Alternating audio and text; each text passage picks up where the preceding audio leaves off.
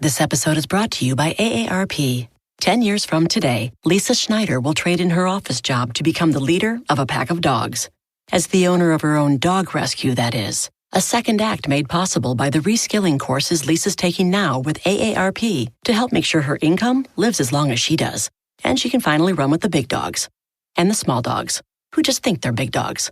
That's why the younger you are, the more you need AARP. Learn more at aarp.org/skills. Say goodbye to your credit card rewards. Greedy corporate mega stores, led by Walmart and Target, are pushing for a law in Congress to take away your hard-earned cash back and travel points to line their pockets. The Durbin-Marshall credit card bill would enact harmful credit card routing mandates that would end credit card rewards as we know it. If you love your credit card rewards, tell your lawmakers, hands off my rewards. Tell them to oppose the Durbin-Marshall credit card bill. Welcome to Everyday Economics, the podcast that helps you learn about the economic world happening around you every day. I'm your host, Chris Krug, CEO of the 501c3 nonprofit Franklin News Foundation. Everyday Economics, a production of America's Talking Network. You can listen to all of our podcasts at americastalking.com. To support podcasts such as this one, please make your tax-deductible charitable contribution by clicking the link in the show description. We are recording this episode on Friday, June 14th, and joining me as always, Dr. Orphe Divounguy, PhD economist. Dr. O, interesting data released this week, both CPI and PPI, Consumer Price Index. Let's start there. What do you see in that data? Well, look, headline CPI in May was unchanged from a month ago. The annual increase in the Consumer Price Index is now 3.3%, easing from 3.4% in April. Core CPI advanced 0.16 month-over-month, month-over-month, down from 0.29% in April. So basically half of the advance in core CPI. Core inflation eased to 3.4% on a year-over-year basis, down from 3.6% in April. What I see is disinflation. Disinflation resumed after a hot first quarter, right, where people started to panic that maybe inflation might not return to target and that interest rates might stay elevated forever. Disinflation is resuming. It's coming back down. It's coming back down in part because the consumer's savings, consumer is running out of savings, out of those excess savings, and the labor market is supporting the consumer. Then you also have the higher cost of debt. You know, credit card delinquency rates, auto loan delinquency rates now higher than before the pandemic. All of those things are squeezing the consumer and the consumer spending less. So what do I expect? I expect that to continue. I think we're probably going to see further disinflation in the next month or two. And that's going to finally allow the Fed to act on cutting interest rates. Whether or not we're going to see it right away, I'm not sure. I think we're probably going to see it closer to the end of the year, probably at the December meeting. If not, in January of 2025. And I think we said that on the podcast before. Another release that was really, really big surprise this week was the PPI. PPI, Producer Price Index for Final Demand, fell 0.2% in May. And the composition there can make sense. Goods down 0.8%. Services down only slightly, almost flat, right? And so remember, the PPI tends to predict where PCE is going to be.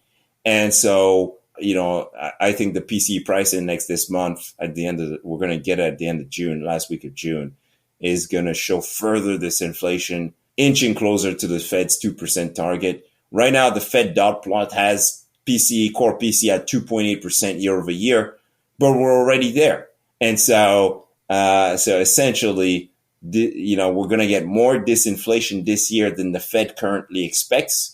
Right. And if we get more disinflation than markets currently expect, then we're likely going to see Treasury yields ease further and mortgage rates ease further. And I think that's going to be a good thing for people that were waiting desperately for interest rates to come down.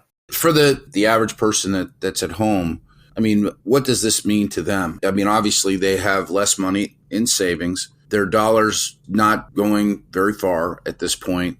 They're spending less because they have less to spend. I mean, is it really just that simple? It's really that simple, but they're supported by the labor market, right? Which means the economy is not crashing. They may actually get a little relief to some extent in the sense that, because the labor market's been pretty strong, wage growth now outpaces inflation, price inflation. And so I look at the rent stuff all the time because I'm in housing all the time. But the wage growth was 4.1% last month on a year-over-year basis.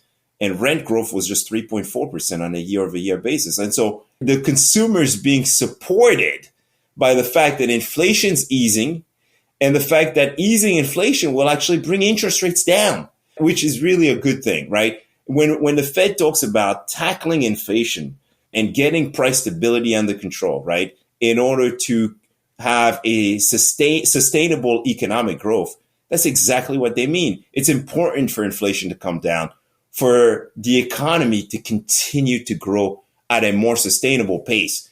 And so it was important to get the consumer to moderate the pace, and it's going to be important to keep the economy growing and the consumer balance sheets healthy going forward. Yeah, I'm just checking in on mortgage rates in general. I was looking at Freddie Mac earlier this morning, and the national average is 6.95%. So we're kind of just barely hanging under 7%.